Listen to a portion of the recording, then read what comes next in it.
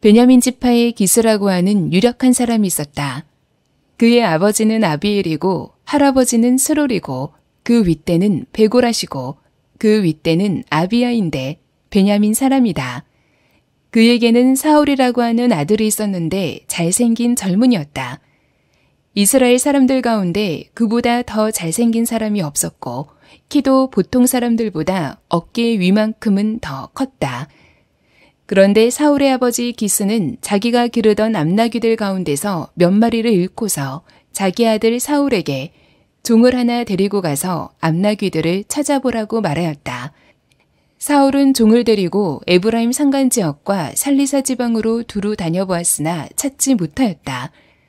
사알림 지방까지 가서 두루 다녀보았으나 거기에도 없었다. 베냐민 지방도 다녀보았으나 거기에서도 찾지 못하였다. 그들이 숲지방으로 들어섰을 때에 사울이 자기가 데리고 다니던 종에게 말하였다. 그만 돌아가자. 아버지께서 암나귀들보다 오히려 우리 걱정을 하시겠다. 그러자 그 종이 그에게 말하였다. 보십시오. 이 성읍에는 하나님의 사람이 한 분 계시는데 존경받는 분이십니다. 그가 말하는 것은 모두 틀림없이 이루어진다고 합니다. 그러니 이제 그리로 가보시는 것이 어떨는지요. 혹시 그가 우리에게 우리가 가야 할 길을 알려줄지도 모릅니다. 사울이 오기 하루 전에 주님께서 사무엘에게 알리셨다.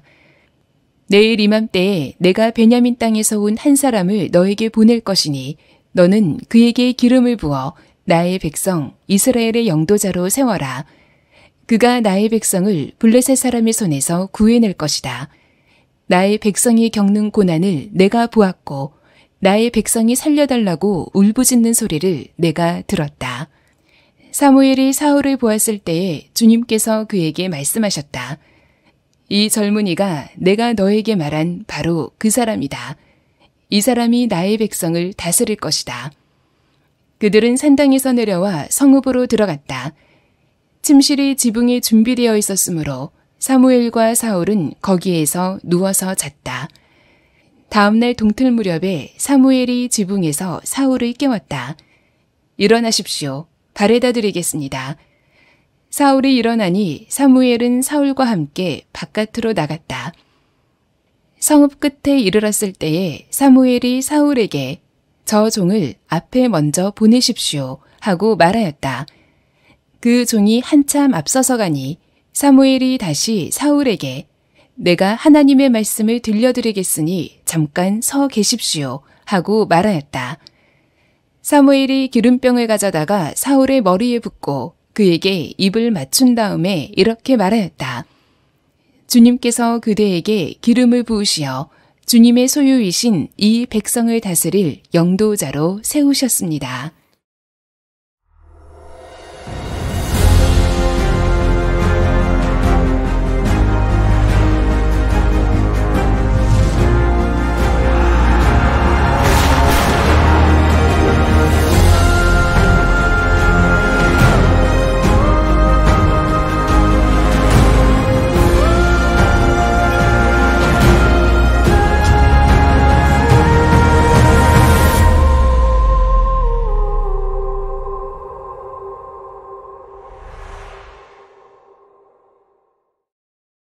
자, 사무엘상 시리즈 하나님 마음에 맞는 사람 11번째입니다. 일상에 감춰진 하나님의 손길을 보라 라는 제목의 말씀을 나누겠습니다.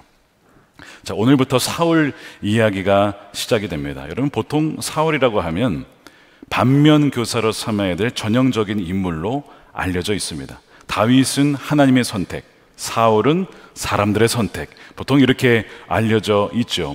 맞는 말입니다. 그런데 이 사울은 비록 사람들이 요청해서 세워진 왕이긴 하지만 사람들이 투표해서 뽑은 왕이 아닙니다. 구하였지만 누가 선택을 했느냐? 하나님이 선택했어요. 여러분, 그걸 아셔야 돼요. 그리고 다윗이 등장하기 전까지, 어쨌든 왕이 되기 전까지 그 기간을 초대 왕으로서 감당했던 사람이 사울입니다. 그리고 사울을 가만 보게 되면 좀 측은한 면이 있어요. 왜 그러냐면, 여러분 솔직히 보세요. 사울과 다윗 중에 누가 더 죄를 더 많이 지었습니까? 다윗이 더 죄를 많이 지었습니다. 간음죄, 살인교사죄, 거짓말에, 탐욕에, 사실 객관적으로 다윗이 더 죄를 많이 지었는데, 다윗은 물론 중간에 쿠데타가 있긴 했지만 복귀를 하고, 사울은 패배를 당합니다. 왜 하나님이 이렇게 하셨을까에 대한 이야기는 그때 그 본문 가서 이야기를 나눠 드리겠습니다만, 어쨌든 이렇게 겉으로만 보면 참 이 사울은 좀 억울한 면이 있는 사람이에요.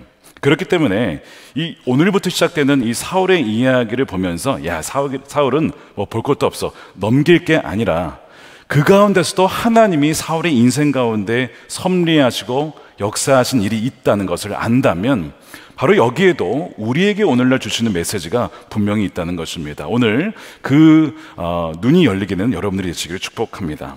자, 9장 1절은 베냐민 지파의 기스라고 하는 사람을 소개하면서 시작합니다. 사울의 아버지예요. 이 베냐민 지파는 사사기 19장 20장에 보면 거의 멸절당할 뻔했던 지파입니다. 왜냐하면 레위인 첩 사건 때문에 내전이 일어나요. 지파들끼리.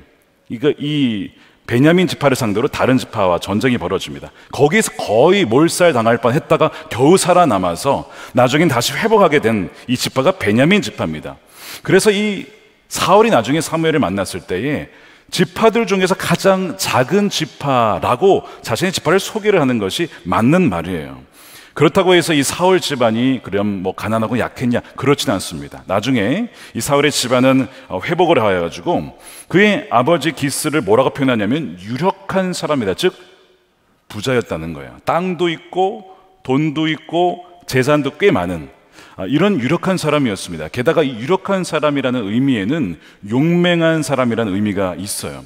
전쟁에도 능숙한 용사 집안이에요. 나중에 이 사울의 특징이 무엇이냐면 전쟁에서 승승장구하는, 거기에서 업적을 세우는 군사적인 면에 있다는 거 여러분 아셔야 되겠습니다. 이 사울의 이름의 뜻이 무엇이냐면 여호와께 구하다라는 의미입니다. 신기하죠? 하나님께 사람들이 왕을 달라고 요청을 했는데 그에 대한 응답으로 이름이 여호와께 구하다라는 이름을 가진 사울이 초대 왕으로 뽑히게 된 거예요. 딱 그 요청에 맞는 이름이죠. 그리고 이제 사울의 외모를 묘사하는데 잘생긴 젊은이였답니다. 이스라엘에 이보다 잘생긴 사람이 없었답니다. 게다가 키까지 크네. 키가 한 185는 됐던 것 같아요. 야, 하나님이 참 불공평하시오. 아니 외모에 키까지 주시면 어떡하자는 거예요. 본인이 보시기에 내가 키가 한 180이 넘고 잘생겼다. 사울입니다, 여러분들이. 별로 안 좋으신가요? 근데 사울이 어쨌든 미스 코리아라가 아니라 미스터 이스라엘. 남자들 중에서 가장 매력적인 남자. 그래서 보면 야, 대통령감이다 이렇게 느껴질 정도로 그렇게 매력적인 사람이 바로 이 사울이었습니다. 하나님이 이미 사울을 초대 왕으로 선택을 하셨어요. 사울만 모를 뿐이죠. 자, 하나님께서 이 사울을 왕으로 삼기 위해서 여러 가지 우연히 벌어지는 사건들과 만남들을 다 준비를 하십니다. 이 중에서 여러 가지가 있는데 이 중에서 단 하나만이라도 벌어지지 않았더라면 사울은 왕이 되지 못했을 겁니다.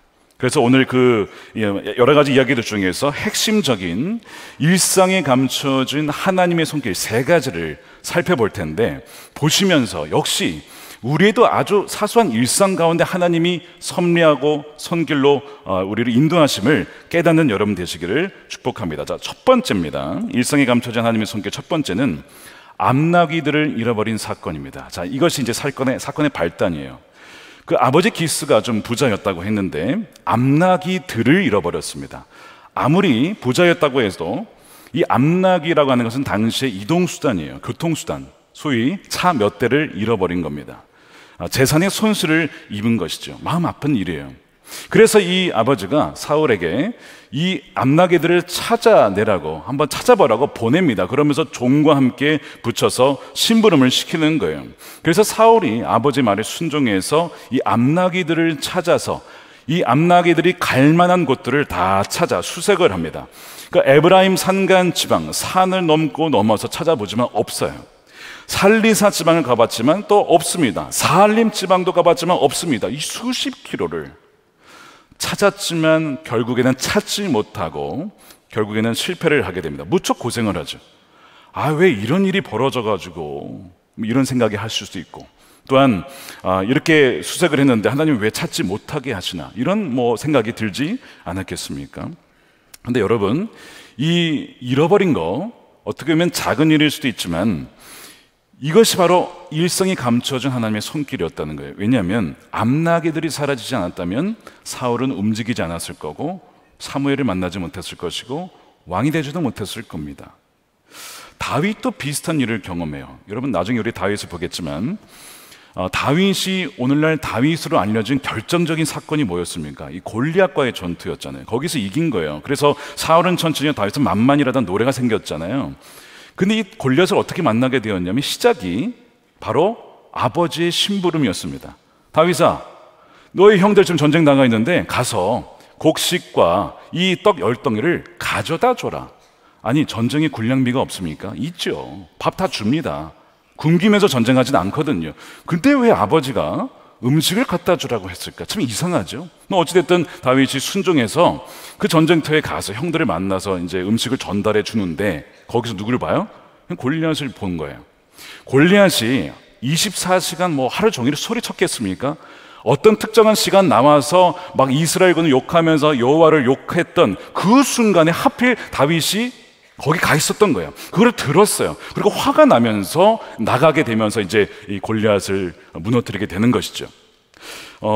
이 모든 타이밍, 이 모든 일의 시작은 뭐에서 시작됐다고요? 아버지의 심부름입니다.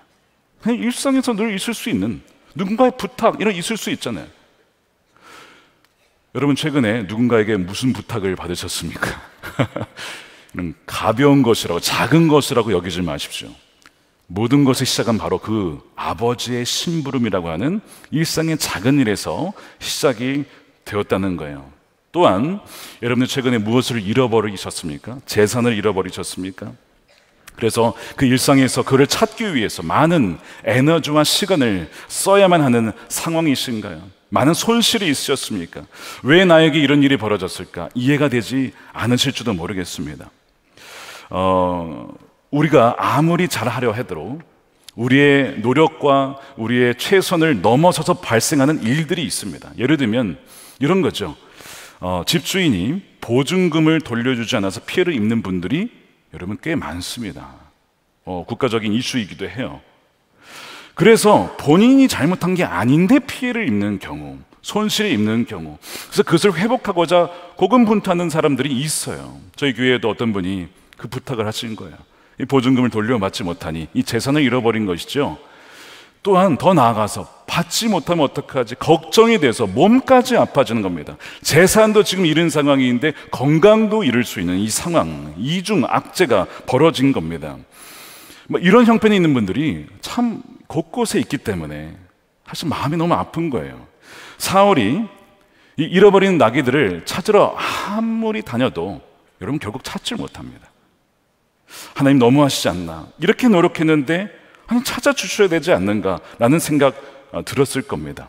그런데 여러분, 지금 사울은 암나귀를 찾아다니고 있지만 하나님은 암나귀 정도 찾으라고 사울을 보낸 게 사실은 아니었습니다.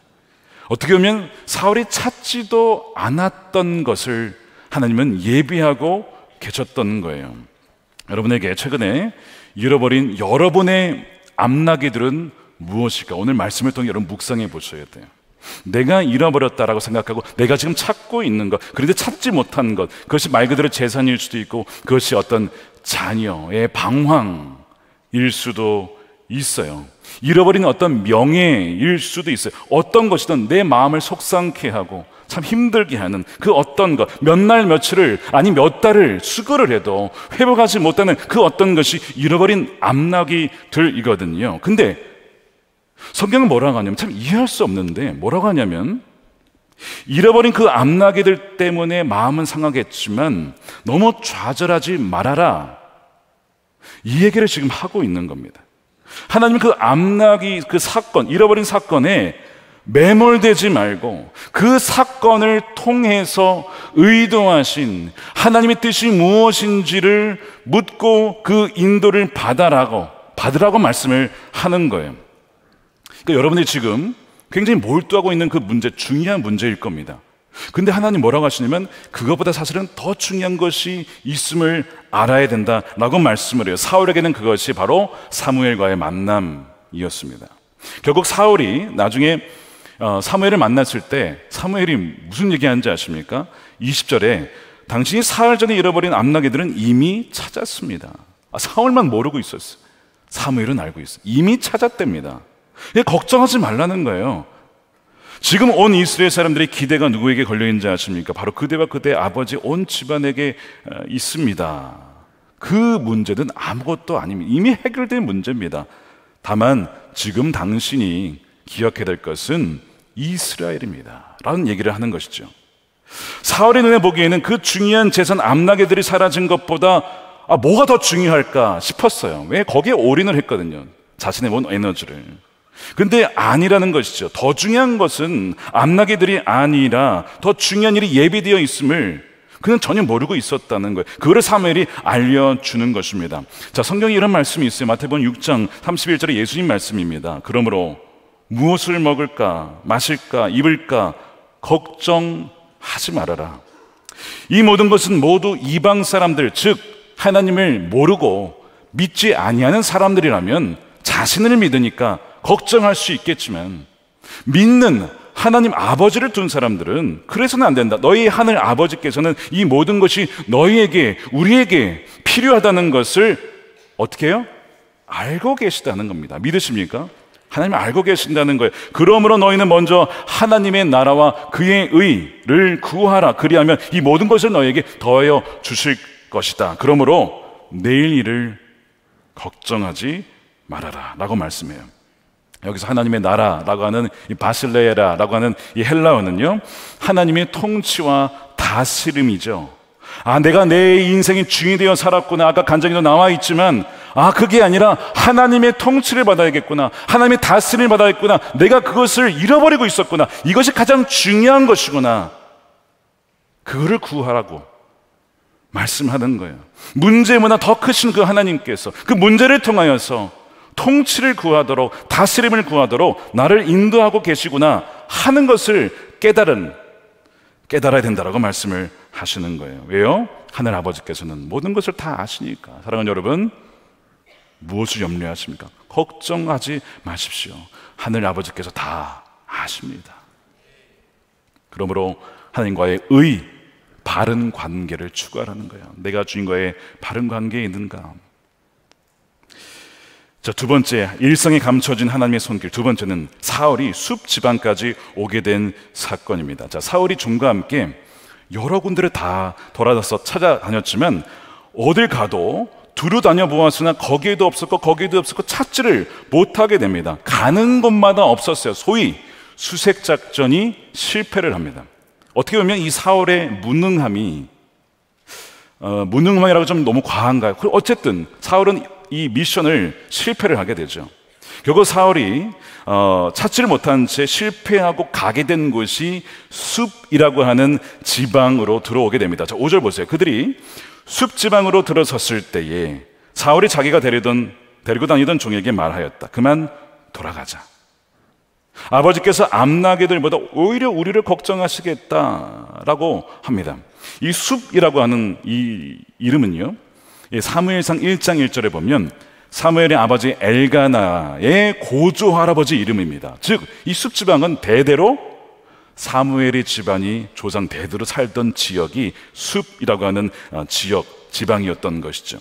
바로 여기에서 사울이 다 실패하고 결국에는 잃은 곳이 이 숲지방인데 여기에서 포기를 합니다. 이제 그만 가자는 거예요. 이거 잃어버린 것이다. 소용없다. 아버지가 더 걱정하겠다. 사울이 숲지방으로 오게 되었다는 의미는 무엇이냐면 실패하여 오게 된 곳이란 뜻이죠. 자신의 모든 노력들이 아무리 수고해도 실패로 돌아가고 아무런 열매를 거두지 못하여서 잃은 그 어떤 장소, 바로 그곳이 숲지방이에요.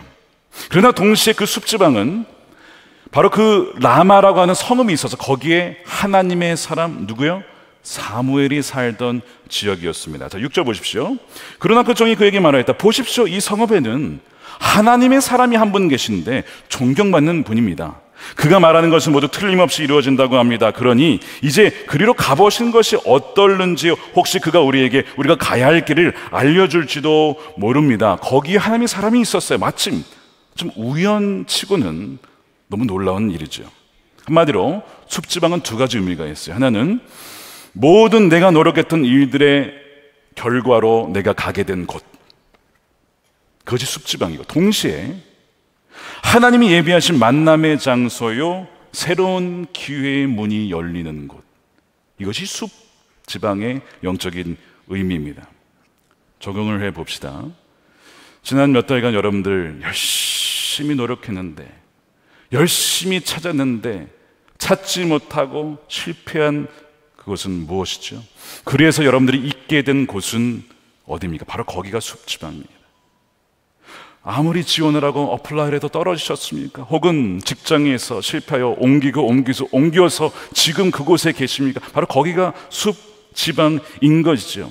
혹은 무엇을 시도했다가 너무 이제 힘들어서 이제는 그만두자, 포기하자, 하나님이 도와주지 않나 봐 라고 하는 그 곳, 바로 거기가 숲지방이에요.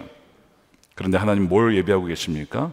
생각하지도 않고 구하지도 않았던 새로운 만남과 또한 새로운 문을 예비하고 계셨던 거예요. 실패가 아니었다면 가지 않았을 바로 그곳에, 바로 하나님이 마련하신 새로운 길로 나아가는 관문이었다는 겁니다. 자, 하나 또 예를 들어볼게요. 출애굽기에 보면 모세가 자기가 자기 힘으로 자기 동족을 구원하겠다고 하다가 애굽 사람을 쳐서 죽입니다. 그래가지고 사람이 죽어서 살인자라고, 심지어 동족들도 우리까지 죽이겠냐 이러면서 도망을 가서 가게 된 것이 미디안 광야입니다. 실패를 해서 가게 된 곳이 미디안 광야예요. 거기서 모세가 살게 돼요. 얼마나 외로웠든지 아들의 이름을 내가 타국에서 나그네가 되었다, 게르솜이라고 지었어요. 그러다가 양을 치게 되었는데, 양을 치다가 서쪽으로 가다가 호렙산에 이르게 됩니다. 거기에서 뭘 봐요? 불타는 떨기나무를 우연히 발견해요. 뭐 그런 일이 있을 수 있어요. 번개치고 그럼 불이 나거든요. 근데 이상하게 나무가 타진 않아. 이거 뭐지 하고 들여다보다가 하나님이 모세야, 모세를 부릅니다. 하나님의 부르심을 받게 돼요. 바로 이곳이, 이 미디안 광야, 이 호렙산이 모세의 숲지방이었던 것이죠. 숲지방입니다. 제가 이민교회를 섬기다 보니까 미국에 대도시들이 있고 중소도시가 있잖아요. 뭐 한국도 마찬가지 아닙니까? 근데 이제 중소도시에 오시는 분들, 뭐 다는 아니지만 이런 경우가 꽤 많았습니다. 대도시에 갔다가 아메리칸 드림이라고 품고 갔는데 사업을 하다가 망해서 실패해서 다른 도시로 이주를 하는데 다른 데서를 갈 수 없으니 중소도시로 가서 오는 경우가 있는 겁니다. 거기서 파산한 이후에 정리를 하고 그 작게 다시 시작을 하게 되는 것이죠. 근데 그렇게 실패를 해서 하나님을 떠난 사람이 있어요. 하나님이 살아계시면 나를 실패할 수 있겠냐라고 해서 신앙을 버리는 사람이 있고, 실패를 했기 때문에 자신의 실체를 보는 거예요. 내 안에 믿음이 없었구나, 내가 내 자신을 믿었구나 라고 깨달아서 하나님께 나아간 사람이 있습니다. 근데 이 후자인 경우가 너무 귀한 분들이죠. 제가 섬기는 교회에도 대도시에서 크게 사업을 하다가 망하고 망해서 오시게 된 분들이 계셨어요. 자기가 하나님 믿는다고 하지만 사실상 믿음이 없었던 걸 알았습니다. 그러면서 기초부터 말씀을 배우고, 그래서 세례를 받고 신앙생활을 다시 시작하신 분들이 있었어요. 바로 제가 있었던 그 캔자스시티, 중소도시였지만 바로 그것이 그분들의 숲지방, 하나님이 인도하신 숲지방이었어요. 실패하지 않았다면 절대로 가지 않았을 그곳, 그러나 하나님의 사람들이 있고 하나님의 생각하지도 못했던 은혜가 예비된 곳, 그것이 숲지방입니다. 지난주에 어느 단체 부대표님이 찾아오셨어요. 저에게 미국 어디에서 사셨습니까? 물어보셔서 제가 중부 캔자스시티에 11년 살았습니다. 그랬더니 그래요? 제가 거기 가봤는데 뭐 별거 없던데요 거기? 제가 그 말에 마음이 확 상해버렸어요. 그냥 아니 이게 좀 대화 초반인데 이렇게 나가면 안 되거든요 사실은. 제가 MBTI F 아닙니까 여러분? 마음이 너무 상해가지고 이걸 어떻게 해야 돼? 이러다가 맞습니다 목사님, 거기가 산도 없고 바다도 없고 볼 게 없습니다. 거기는 정말 광야입니다 목사님. 잘 보셨네요 하고 넘어갔어요. 그래서 얘기하다 보니 그분도 미국에 살다 오신 분이에요. 목사님 미국 어디에 계셨어요? 저 캘리포니아에 살다 왔습니다. 너무 자랑스럽게 얘기를 하시는 겁니다. 그래서 제가 목사님 제가 캘리포니아 가는데 별 별거 없던데요 거기에 라고 할 뻔하다가 여기까지 나왔다가 참고 볼 게 많습니다. 캘리포니아는. 정말 아름다운 곳에 살다가 오셨네요. 이렇게 아름답게 대화를 마무리했습니다. 제가 캔자스티에 실패해서 간 것은 아니지만 저는 그곳에서 하나님을 깊이 만났습니다. 저에겐 정말 광야와 같은 곳, 정말 볼 게 없거든요. 볼 게 없기 때문에 누굴 봅니까? 하나님의 사람들을 보게 되고 사람들을 보게 되고 하나님을 보게 되는 곳이었습니다. 저에게는 숲지방과 같은 곳이에요. 숲지방. 저에게는 너무 귀한 곳입니다. 여러분 오늘 본문 읽기 전에 숲지방 들어보셨습니까? 거기 별거 없어요. 예루살렘도 아니고 헤브론도 아니고 갈릴리도 아니고 별거 없는데 거기에 하나님의 사람이 있었습니다. 사무엘이 있었어요. 그리고 사울은 거기에서 기름 부음을 받습니다. 자, 거기가 어디라고요? 사울이 실패하여 가게 된 곳. 근데 그것이 바로 하나님이 예비하신 자리였습니다. 사울의 숲지방까지 오게 된 것은 우연처럼 보였지만 하나님의 정확히 인도한 가운데 가게 된 것이죠. 여러분들의 지금 삶의 자리가 별거 없어 보이십니까? 비교해 봤을 때 내 삶은 뭔가 싶으십니까? 근데 그것이 바로 하나님이 예비하시고 하나님이 풍성한 은혜를 부어주시는 곳임을 믿으시길 축복합니다. 마지막 세 번째, 일상에 감춰진 하나님의 손길 세 번째입니다. 사울과 함께한 무명의 종과 우연히 만난 물깃든 처녀들과의 만남입니다. 자, 오늘 이야기 중에 무명의 사람들이 몇 명 등장하는데 그 중에 한 명이 사울과 함께 다녔던 한 종이었어요. 자, 숲지방에 갔을 때 사울은 포기하라고 했죠. 이제 돌아가자. 이건 잃어버린 거다. 못 찾겠다. 근데 그때에 그가 포기하지 않도록 그를 붙잡아준 자가 바로 이 무명의 종이었습니다. 그가 어떻게 알았는지 그 숲지방에 그 라마에 사무엘이 살고 있다는 것을 알고 있었어요. 이것도 참 우연치고는 너무 놀라운 일이고 그 이야기를 바탕으로 사울을 설득을 하는 거예요.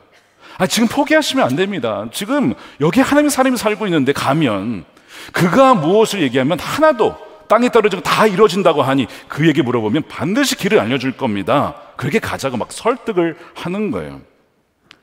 사울보다 믿음이 훨씬 더 좋아요, 이 종이.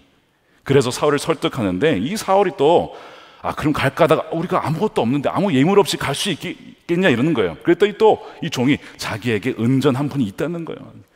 종이 자기의 돈을 주인에게 줘서 막 있으니까 괜찮다고 염려하지 마시라고 하면서 이제 설득을 하는 이 종이 정말 하나님이 붙여준 사람입니다. 우리가 교회에 오게 될 때에 한번 생각해 보세요. 우리 자기 의지로 온 사람 별로 없으실 거예요. 누군가 옆에서 한번 가자, 한번 복음 한번 들어봐 라고 해서 오신 분들이 참 많으실 거예요. 저도 마찬가지거든요. 그러니까 여러분 그런 걸 보면 이미 우리에게 붙여준 사람이 있었다는 것을 알게 되죠. 비슷한 만남이 또 있는데 사울과 그래서 그 종이 성읍으로 올라가는 그 비탈길을 올라가는데 마침 그 물을 기르러 내려온 처녀들을 만납니다. 그러면서 그들에게 물어봐요. 선견자께서 성읍에 계십니까? 라는 질문을 던졌더니 이 처녀들이 무슨 얘기를 하냐면 지금 막 사무엘 선지자께서 가셨다는 거예요. 따라가면 만날 수 있습니다. 그리고 언제 어떻게 만날 수 있는지를 상세히 설명해 줍니다. 그것이 13절이에요. 두 분께서 성읍으로 돌아가시면 그분이 식사하러 산당으로 올라가시기 전에 틀림없이 그분을 만날 것입니다. 그분이 도착할 때까지는 아무도 먹지 않습니다. 그분이 재물을 축사한 다음에 초대받은 사람들이 먹기 때문입니다. 그러니 지금 올라가시면 그분을 만날 수 있습니다. 굉장히 디테일하게 물어보지도 않았는데 너무 자세히 얘기해 주죠. 마치 그분 놓치시면 안 됩니다. 꼭 만나셔야 됩니다. 하여튼 처음 만났는데 너무나 친절하게 답변을 해주는 거예요. 정말 그분들의 말대로 갔더니 마침 우연찮게 정말 사무엘이 나오게 됩니다. 그들이 성읍으로 올라가 성읍 안으로 들어가 보니 사무엘이 마침 타이밍이 기가 막히죠. 산당으로 올라가려고 맞은 쪽에서 나오고 있었다. 그래서 사울과 사무엘이 딱 눈이 마주칩니다.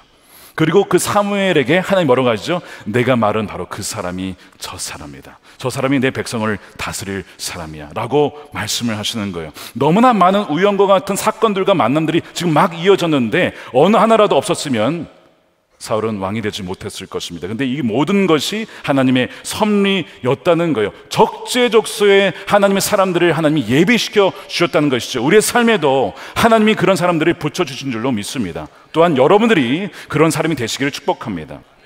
열왕기하 5장에 보면 나아만 장군의 이야기도 비슷한 이야기가 나와요. 장군이에요. 어떻게 보면 국방장관 대단한 거 아닙니까? 군대 장관. 근데 그에게 병이 있었어요. 나병이 있었습니다. 이거는 어떻게 할 수 없었던 때에 이 병을 고쳐야 되는데 방법이 없는 거예요. 근데 하나님 이미 방법을 주셨어요. 나아만만 모를 뿐이에요. 그 방법이 뭔지 아십니까? 그 예전에 이스라엘에서 사로잡아온 여종이 하나 있었어요. 그 여종이 뭘 알고 있었냐면 사마리아에 하나님의 사람이 있습니다. 그래서 그 여종이 여주인에게 얘기를 하는 거예요. 사마리아에 가면 하나님의 사람이 있는데, 엘리사죠. 엘리사가 우리 주인을 고쳐주실 겁니다 라고 얘기를 하는 거예요. 그래서 그 말을 듣고 정말 가서 병을 고침 받잖아요. 나아만은 방법이 없다고 생각하는데 하나님 이미 방법을 주셨어요. 나아만만 모를 뿐이에요. 사울에게 이미 종을 붙여주셨어요. 사울만 몰랐을 뿐이에요. 우리에게도 여러 가지 문제가 있어요. 방황합니다. 어떻게 해야 되죠? 이미 하나님이 주신 줄로 믿으시길 축복합니다. 여호와 이레 아닙니까? 그러니까 우리는 눈만 열리면 돼요. 눈만. 하나님의 손길이 이미 있은 걸 눈만 열리면 되는 것입니다. 이 사울의 종과 이 나아만의 여종의 공통점은요, 그렇게 특별히 유명한 사람 아닙니다. 무명, 이름도 몰라요. 사실 아주 평범한 사람인데, 그런데 누굽니까? 하나님 마음에 맞는 평범한 사람들. 여러분, 하나님 나라 역사는요 꼭 그렇게 유명한 사람들로만 된 게 아닙니다.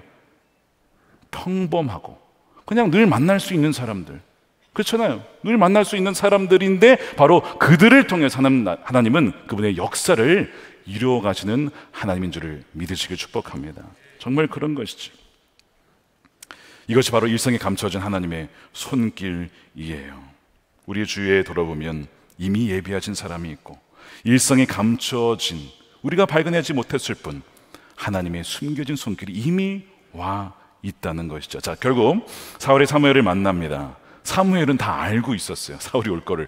어떻게 알았냐? 하나님이 알려주신 거예요. 하루 전날 미리 알려주셨습니다. 자, 15절입니다. 사울이 오기 하루 전날 주님께서 사무엘에게 알리셨다. 내일 이맘때쯤에 내가 베냐민 땅에서 온 한 사람을 너에게 보낼 거다. 너는 그에게 기름을 부어라. 나의 백성 이스라엘의 영도자로 세워라. 그가 나의 백성을 블레셋 사람의 손에서 구해낼 것이다. 여러분, 사울도 귀중한 역할을 감당한 사람입니다. 나의 백성이 겪는 고난을 내가 받고 나의 백성이 살려달라고 울부짖는 소리를 내가 들어서 그 응답으로 준 사람이 바로 사울이었던 것이죠. 그래서 결국 사무엘이 하룻밤을 자고 사울에게 기름을 붓습니다. 그것이 1절 말씀이에요. 사무엘이 기름병을 가져다가 사울의 머리에 붓고 이물 맞추고 이렇게 말하였다. 주님께서 그대에게 기름을 부으셔서 주님의 소유이신, 너무 감동돼요. 주님의 소유이신 이 백성을 다스릴 영도자로 당신을 세우셨습니다. 이스라엘 초대 왕의 탄생입니다. 비록 사적인 기름 부으심이긴 했지만 왕의 탄생이 일어났어요. 자, 사울이 기름 부음 받는 모습을 보십시오. 상상해 보세요. 기름 부음 받는 자, 히브리어 메시아, 헬라어로 그리스도, 누구를 상징하는 거예요? 예수님을 상징하는 거예요. 이게 뭘 보여주냐면 사울이 연약한 자이긴 했지만 바로 그 모습조차도, 사울의 연약한 모습을 통해서라도 그리스도를 나타내는 모습이, 흔적이 있다는 거예요. 마찬가지로 우리가 연약하지만 그러나 우리의 모습을 통해서도 누가 드러날 수 있어요? 그리스도가 드러날 수 있다는 것. 여러분, 그것을 믿으셔야 됩니다. 우리의 삶을 통해서도 그렇게 주님은 드러나신다는 그 메시지가 여기에 숨겨진 은혜인 것이죠. 자, 오늘의 결론입니다. 자, 16절 말씀을 보십시오. 내일 이맘때 내가 베냐민 땅에서 한 사람을 내게 보내리니, 이렇게 하나님 말씀하셨어요. 자, 이 구절이 좀 이상하지 않습니까? 하나님께서 사울에게 나타나셔서 사울아, 너가 어디로 가서 사무엘을 만나야 되겠다, 하나님 이렇게 인도하셨습니까? 아니요. 하나님은요 사울에게 나타나지 않으셨어요. 그런데 어떻게 지금 하나님은 왜 한 사람을 너에게 보낸다고 말씀을 하셨을까요? 분명히 하나님이 그렇게 하신다고 했잖아요. 근데 하나님 그렇게 하셨어요. 근데 보이는 방식으로 하지 않으셨어요. 어떻게 하셨냐면, 언제 그렇게 하셨냐면, 자, 정리해 드릴게요. 사울의 아버지 기스의 암나귀들이 갑자기 사라졌은 그 사건, 누가 하신 겁니까? 하나님이 하신 거예요. 사라진 거, 하나님 사라지게 하신 거예요. 두 번째, 사울이 그의 종과 함께 찾아 나섰어요. 가는 곳마다 다 뒤졌는데 실패하고 실패하게끔 한 거 누가 하신 거예요? 이거 좀 대답하기 쉽지 않죠. 근데 여러분 그거 아셔야 됩니다. 때로는 응답 안 된 것도 귀한 응답이다. 실패도 하나님이 인도하십니다. 안 돼서 가게 된 곳이 숲지방, 하나님의 사람이 있는 그곳으로 가게 된 겁니다. 거기 왔는데도 포기하라고 했죠. 돌아가라고 했죠. 근데 그때 그 종이 얘기를 하잖아요. 아니 여기에 하나님의 사람이 있습니다. 만나보지 않겠습니까? 종이 말했는데 누가 말한 거예요? 하나님 말한 거예요. 여러분 사람이 말할 때 그것이 하나님의 음성으로 여러분 들으신 적이 있어요? 하나님 그렇게 자주 말씀하십니다. 우리가 하도 못 알아들어서 사람의 육성으로 하나님은 말씀하실 때가 자주 있어요. 바로 이 종의 케이스도 마찬가지입니다. 포기하시면 안 됩니다.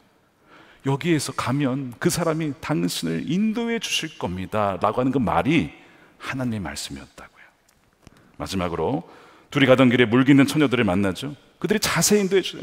지금 가시면 만날 수 있습니다. 근데 마치 못 만나면 안 됩니다. 꼭 만나셔야 됩니다 라고 하는 그 처녀들의 처음 만났는데 그 말들 역시 누구의 음성이에요? 하나님의 음성이었습니다. 이 모든 것이 정리하면 하나님 뭐라고 해요? 내가 베냐민 땅에서 한 사람을 너에게 보낼 것이다. 하나님은 우리에게 이렇게 역사하세요. 하나님은 나타나셔서 짠, 내가 너를 인도할게. 하나님이 영이시기 때문에 보이지 않잖아요. 그러니까 우리의 일상의 여러 가지 사건들과 만남과 대화를 통해서 우리를 정확하게 우리가 원하는 길이 아니라 생각하지 못했던 길로 너무나 자상하게 그렇게 그 길로 인도해 주시는 좋으신 아버지 하나님이십니다. 마치 여긴 안 돼, 여기 안 돼, 여기 안 돼 해서 어디로 몰아가는 게 뭐 같습니까? 선한 목자.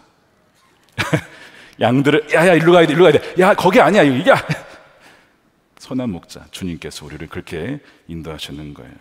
사랑하는 여러분, 하나님은요 단 한 번도 눈에 보이는 형태로 나타나지 않으셨지만 단 한순간도 계시지 않은 적이 없었습니다. 이걸 믿으신 여러분 되시길 축복합니다. 이것이 오늘 본문이 주는 메시지예요. 한 치의 오차도 없이 하나님이 보이지 않는 섭리적 손길들이 우리 삶에 있다는 것입니다. 평범한 사람들을 통해서, 그러나 섭리적인 만남을 통해서 일상의 사건들, 대단해 보이진 않지만 그 작은 사건들, 심부름을 통해서라도 하나님은 우리를 가장 선한 길로 인도하시는 주님을 믿을 때에 우리가 무엇을 걱정할 수 있겠습니까? 늘 하나님의 그 신실하심을 신뢰하며 나아가는 저와 여러분들이 되시기를 축복합니다. 그 눈이 열리고 그래야 해서 활짝 눈이 열렸을 때 아무것도 염려하지 아니하고 우리 손을 꼭 붙잡고 나아가시는 그 주님과 함께 하루하루 주님과 동행하는 여러분들의 삶이 되시기를 주님의 이름으로 다시 한번 간절히 축원드립니다.